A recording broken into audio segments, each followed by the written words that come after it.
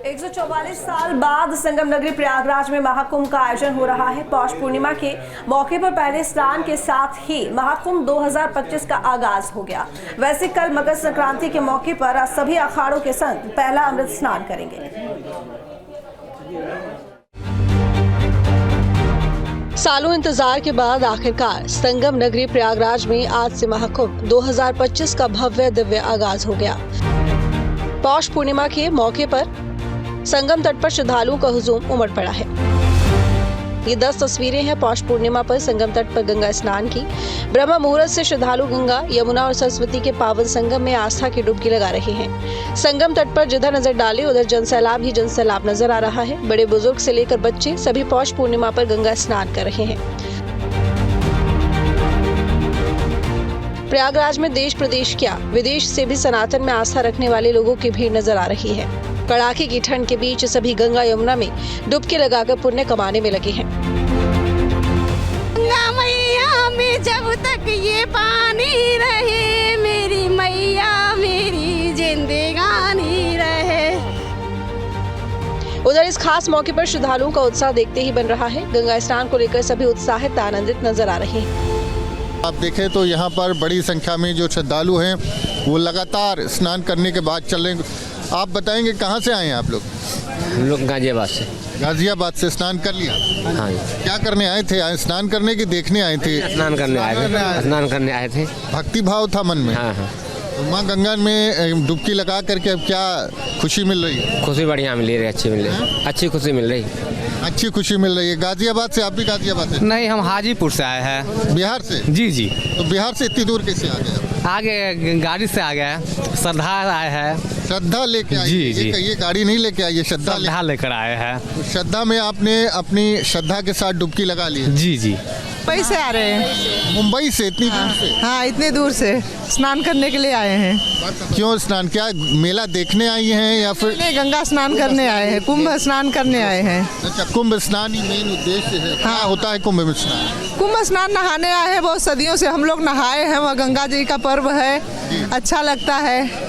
अब बताइए क्या क्यों आए आप लोग इतनी दूर अपने परिवार? पर्व जो है ये सनातन धर्म का सबसे बड़ा कुंभ पर्व है।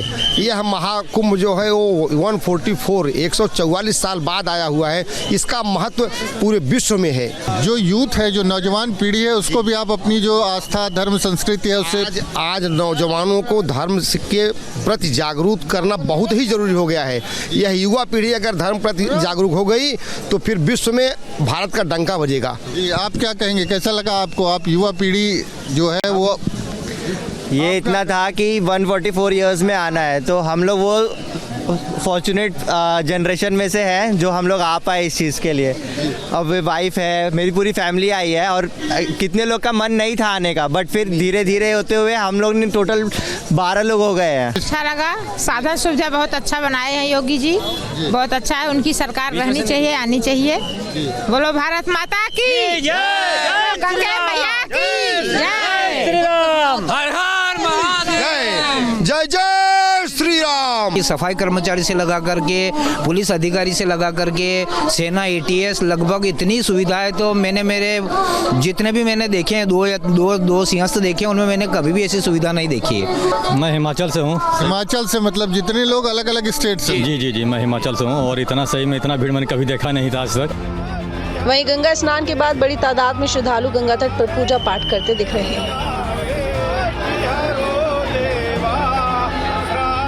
144 साल बाद जो महाकुंभ का ये महाशुभ मुहूर्त है, इसमें आप देखिए कि किस तरीके से ये दीपक आस्था का निरंतर जल रहा है। आस्था की जलती हुई इस ज्योति के साथ ये कहा जा सकता है कि प्रथम स्नान के साथ दुनिया भर के सबसे बड़े समागम का शुभारंभ हो चुका है। और प्रकाश की ये ज्वाला सनातन की किस तरीके से ध्वजधर बनी हुई है, ये भी आप देख सकते हैं। आप देख सकते हैं कि किस तरीके से महिलाएं यहाँ पर लगातार जोत अगरबत्ती लगातार यहाँ पर जला रही हैं, पूजा की जा रही है। स्वास्तिक का निशान यहाँ पर बना है, दीप प्रज्वलित किए गए हैं और ये आस्था की जो तस्वीर है ये वाकई बहुमूल्य है।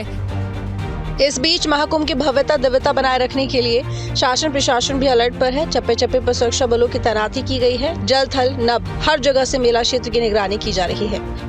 हम लोग यही खड़े होकर देख रहे हैं, कोई गहरे पानी में न जाने पाए, कोई डूबने ना पाए। बस यही हम लोग सुनिश्चित करना है कि मेला सकुशल संपन्न हो जाए। हम लोग सतर्क हैं, चौकन्ने हैं, टहल रहे हैं घाटों पे। सारी टीम हमारी देख रही है इस चीज़ को। यहाँ 50 घाट बने हैं नहाने के लिए पूरे मेला क्षेत्र में। तो अभी आप नोज पर खड़े हैं, संगम नोज पे स्नान हो रहा है यहाँ। बाकी सामने उधर एरावत घाट आप कहीं देख रही होंगी, उधर स्नान हो रहा है। वहाँ भी इसी तरह से सभी घाटों पर स्नान हो रहा है। सभी जगह सुरक्षा व्यवस्था जितनी भी है सब चाक चौबंद है एकदम, कोई किसी प्रकार की दिक्कत नहीं है। हमारे जितना भी थाने हैं और जो हमारी चौकियाँ हैं, जो हमारे पैरामिलिट्री है, सिविल पुलिस है, सबको हमने इसमें इंगेज किया हुआ है। साथ ही जो है विशेष फोर्सेस हैं वो भी नज़र रखे हुए हैं ताकि कोई शरारती तत्व जो है कोई अपने मंसूबे में कामयाब ना हो पाए। और जैसा आप देख रहे हैं पूर्णतः सुगमता से स्नान चल रहा है। वाकई संगम तट पर नजर आ रहा ये जन सैलाब हिंदू आस्था, संस्कृति और सनातन का दमखम दिखा रहा है। लाखों की भीड़ के बीच आस्था का महाकुंभ, एकता का महाकुंभ के रूप में नजर आ रहा है। मंगलवार को मकर संक्रांति है और इस दिन सभी अखाड़ों के संत पहला अमृत स्नान करेंगे। इसके साथ ही महाकुंभ 2025 का विधिवत शंखनाद हो जाएगा। Team news day. तो महाकुंभ की शुरुआत हो चुकी है और ऐसे में श्रद्धालुओं का जन सैलाब सुबह से उमड़ता हुआ नजर आ रहा है। संवाददाता अमित हमारे साथ जुड़ चुके हैं। अमित, दोपहर के 12 बज चुके हैं और सुबह से ही लाखों की संख्या में श्रद्धालुओं ने अमृत स्नान किया है। कैसी तस्वीरें अब दिन के समय यहाँ देखने को मिल रही है और कैसी भव्यता और दिव्यता? हुआ था धूप नहीं था, बादल छाए हुए थे, लेकिन अब सूरज देवता जो है वो भी प्रसन्न हो गए। श्रद्धालुओं की आस्था को देखते हुए वो भी अब रोशनी दिखाते हुए नजर आ रहे हैं और भीड़ जो है वो लगातार नजर आ रहे हैं। और आप देखेंगे ये संगम का एरिया है और तमाम लोग जो है वो इसी तरीके से भीड़ जो है वो देखने को मिल रही है। तो साफ तौर पर अगर बात करें तो जिस तरीके से सुबह से शुरुआत हुई थी वैसे ही अब दोपहर में भी तस्वीरें जो है वो देखने को मिल रही है और धीरे धीरे करके जो श्रद्धालु है वो संगम की ओर बढ़ रहे हैं जहां पर आस्था की डुबकी लगाएंगे। वहीं कई ऐसे श्रद्धालु हैं जो आस्था की डुबकी लगा चुके हैं और वापस अपने गंतव्य की ओर जा रहे हैं। साफ तौर पे तस्वीरें जो है वही है और ये संख्या जो है लगातार आस्था की डुबकी लगाने वालों की बढ़ती नजर आ रही है। अब तक ये कहा जा रहा है कि सुबह से अब तक 60 लाख लोग गंगा की डुबकी, संगम में डुबकी लगा चुके हैं। हालांकि आंकड़ा है कि लगभग 40 से 45 करोड़ लोग इस बार महाकुंभ में शामिल हो सकते हैं और जिस हिसाब से भीड़ पहुंच रही है तो ये उम्मीद लगाई जाए कि शाम तक हो सकता है कि 1 करोड़ का आंकड़ा पार हो जाएगा।